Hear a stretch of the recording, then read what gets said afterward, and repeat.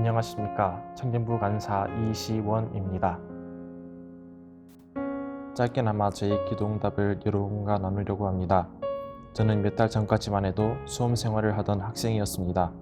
저는 고등학교 3학년 때 본격적으로 수능을 준비하게 되었고 적당히 공부하면 알아서 원하는 대학에 갈 수 있겠지라는 생각으로 수험 생활에 임했습니다. 저의 예상대로 모의고사에서는 제가 원하는 성적이 나오자 제 속에서는 자만의 씨앗이 싹트기 시작했습니다.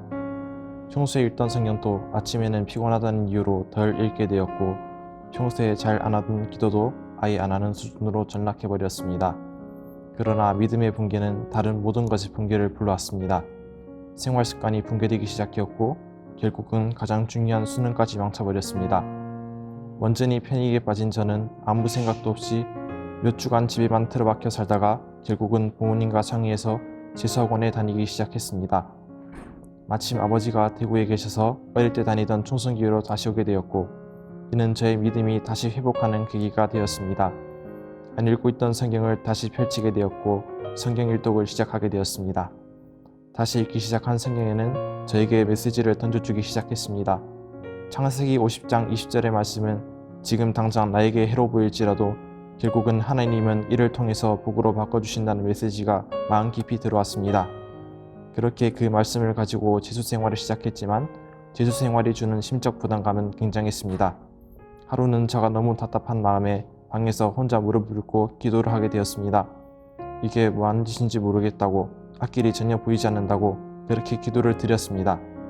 그런데 기도를 드렸더니 제 마음속에 불안이 사라졌습니다.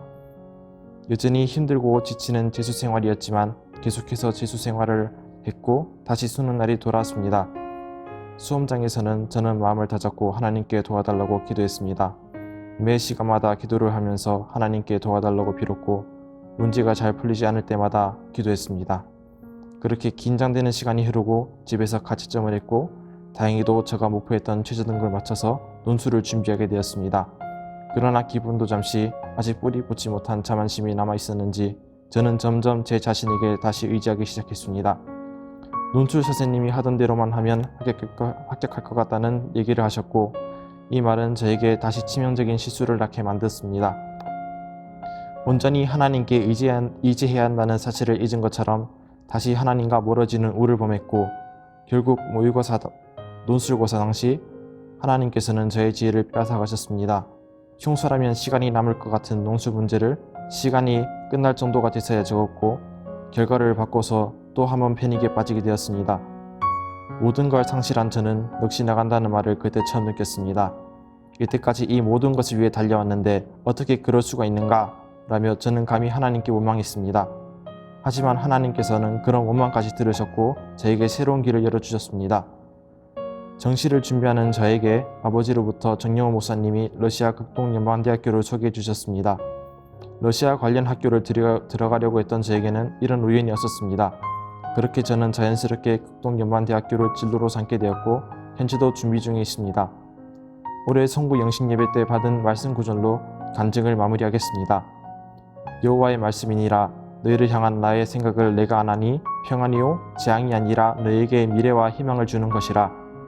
하나님은 가끔씩 우리를 시험하시지만 결국은 하나님은 우리에게 복을 주시기 위해 이런 것을 행하시는 것을 알려주는 말씀입니다. 저 역시 이것을 경험했고 주님은 저가 어긋나면 저를 책망하셨고 반드시 새로운 길을 열어주셨습니다. 부디 낙심하지 말고 하나님께 온전히 의지하여 같이 복받기를 기원합니다. 감사합니다.